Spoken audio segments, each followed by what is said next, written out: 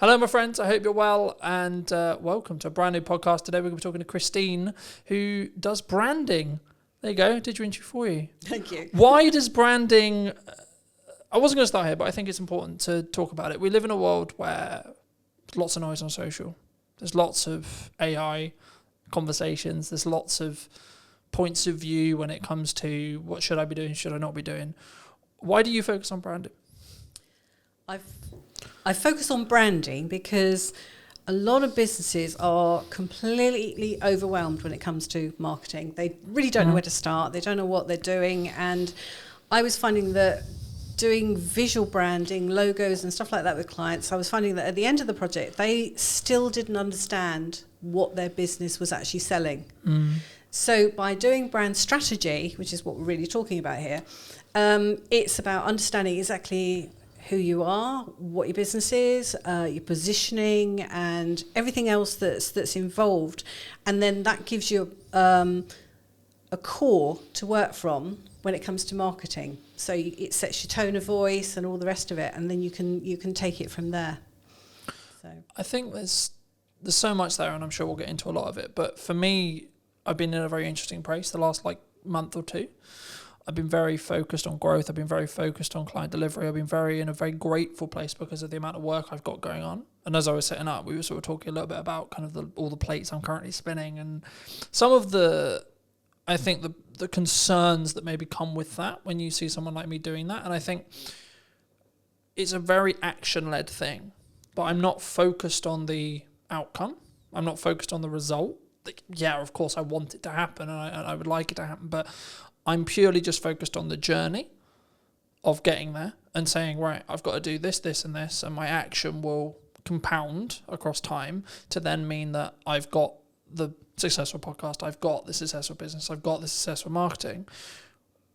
To phrase it in a question, when you look at someone's branding, maybe you're helping them with branding, they're looking at rebranding, etc. I mean, is it to an extent a level of just they need to execute on the brand that works, or is there glaring issues that someone could have with their brand that would then trigger you to say, actually, you should be looking at a rebrand? Do you think? I think a lot of the time businesses evolve, and so they try different things and they don't know necessarily where their ideal clients are. They don't know the type of work that's the sweet spot or anything like that. So it's very tempting to kind of take everything that kind of comes in and then you end up juggling plates.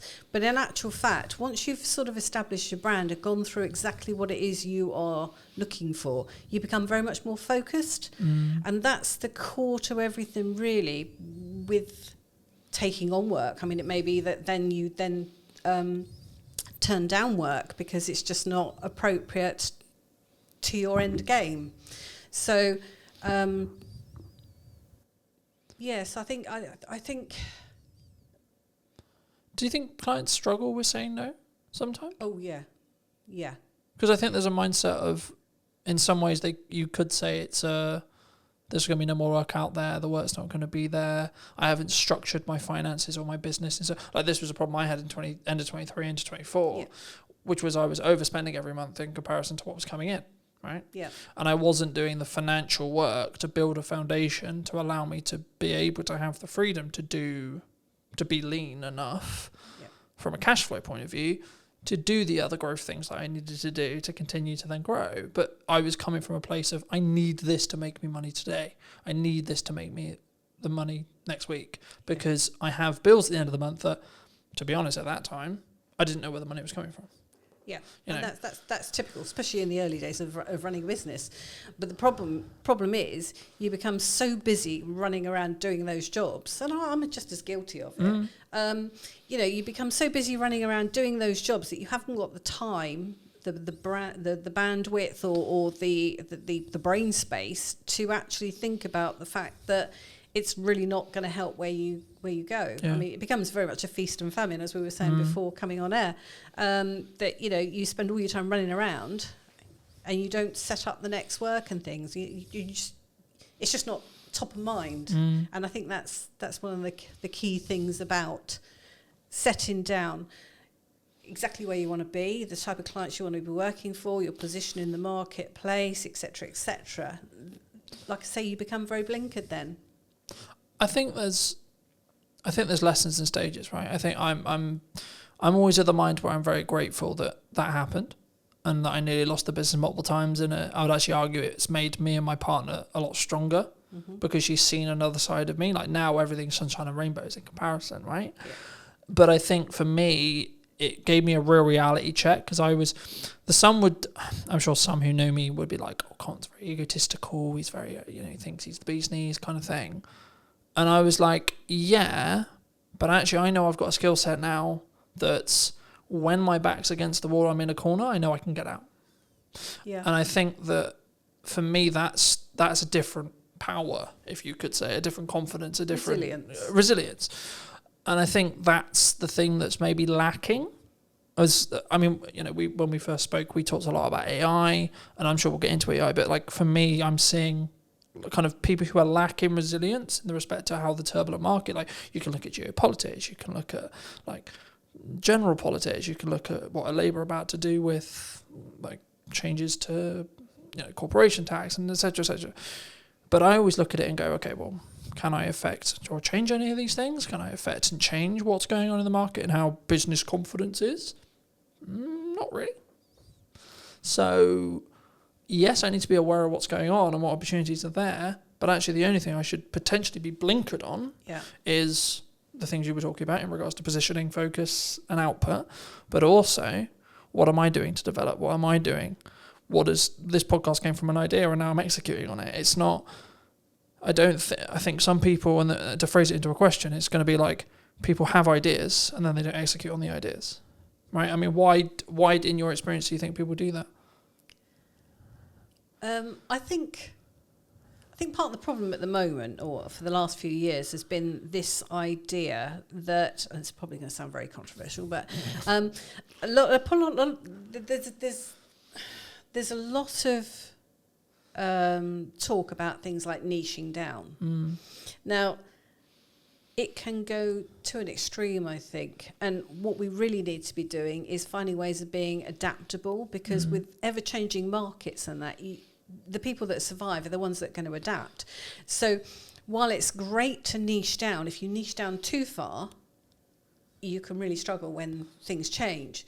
So it might be useful to say that you work in a particular industry, but if you just say that you work in that industry, that's when you're going to struggle, if that industry then suffers. Yeah. So yeah, I think it's all about adaptability. Do you think people niche because it's easier for them? The general attitude seems to be that you can make more money by niching. I heard that. So there are a lot of designers out there who have niched down and just say that they work in a particular industry. Now, I don't do that. I have worked in certain industries and I can push those if I wanted to. But for me, if I was to niche down too much, I'd be bored out of my brain, because, the same challenges come across all industries generally. So it's, it doesn't really matter whether one week you're doing something like for branding for a care company, and the next minute you're doing something for something in the aviation industry or plumber or whatever. So it's the same problems, just with slightly different issues that come with those industries. But everyone's generally facing the same sort of issues. And obviously, I've got enough experience to be able to do that. Do you think you need resilience to be able to be that open? I mean, I've always been of the view that you shouldn't niche specifically into an industry, because I always use the example of say that to wedding videographers during COVID, for example, right? It's like, how did that go? But I think for me, I get it, I get why, and I've worked with some people who are very specifically niche and it's worked for them. But for me, I also think maybe it's an authenticity thing. For me, I'd be like, I don't feel that's authentic to me. I wouldn't enjoy it. I wouldn't be able to do my best work if I was I'm just going to serve educators. Yeah. I'm just going to serve accountants. I'm just going to serve designers. I'm just going to, etc. I'm just going to do podcasting because I like. Well, one of the reasons why I went into business for myself was so I could have the variation. Yep. So I could have the location variation. If one day I'm in Southampton, then I'm in Salisbury, then I'm in London, then I'm then I'm in Newbury, so on. Yeah. But then also, one day I'm going to be doing podcasting, next day I'm going to be doing a promotional video, then I'm going to be doing a conference, then I'm going to so on. That variation regarding the work I do, but also the freedom that comes with. Yeah, absolutely. Well. And it's the same with design. It's problem solving at the end of the day. I think so many people, they look at, because they only see the success stories when it comes to niching, right? Just focusing on that briefly. Like, they see the when it works, but they don't see the ones that did it and then actually lost money, right? Or made less money or the same money. And again, like, to reiterate it, I think for me it's the authenticity piece. It's like, what else did you do outside of business? And I think making lots of money to a level could be a reason why you're in business. Sure, people do that. But actually, I've just filmed Maddie's piece and we ended it by saying, like, are you living to work or working to live? Yeah. And I think for me, it's to have the freedom to be able to market the business and work with the clients I choose to want to work with. Yeah. And to an extent, I have to charge a premium for that because it means I'm going to limit my amount of client delivery. But also, because I've built my business in a retained model now, I'm actually less likely to take the wrong projects because I don't need the revenue. Yeah. Like, I don't need it. So then it's a question of, does it actually apply to my goals? Does it help me grow? Is it a really nice project? Is it a really fun project? Is it the right client, etc.? And then I can look a bit deeper into the relationship that I'm trying to build rather than just the transactional side of it of, right, I need to make £1,000. I need to make 500 quid. I need to make 10 quid, whatever it is.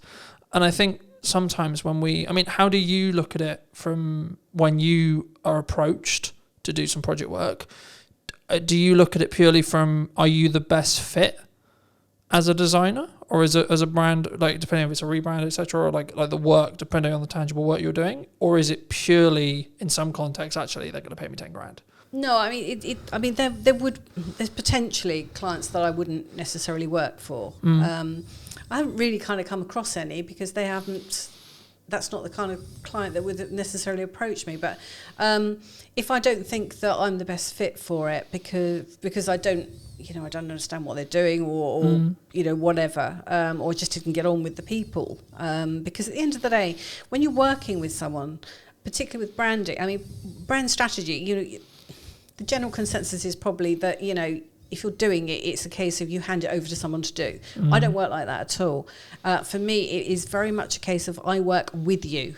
And the more involvement you have, the more you will get out of it. So it is a two-way partnership. And I'm basically facilitating it. So I'm asking the questions and I'm digging deep and I'm challenging your thinking about everything that you're saying so that we can get to the nub of exactly what's what. And sometimes that will involve sitting there with my arms crossed.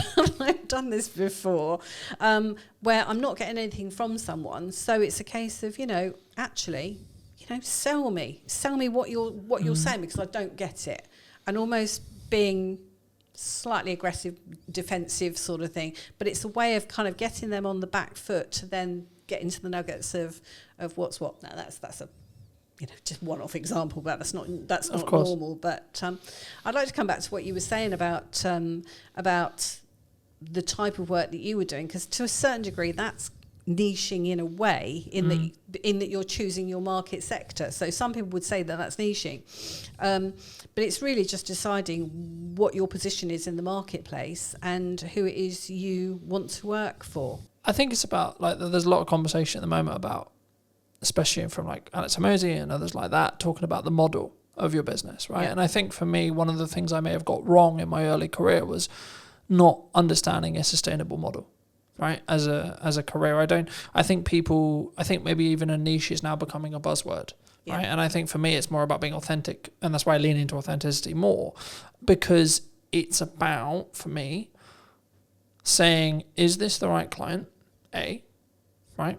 I can personally work with them, like tangibly, can I talk to them if things go wrong? Are we going to be able to work through those? And then B, more importantly, can I actually add value to that client? Right? Can I be the provider to fix their problems?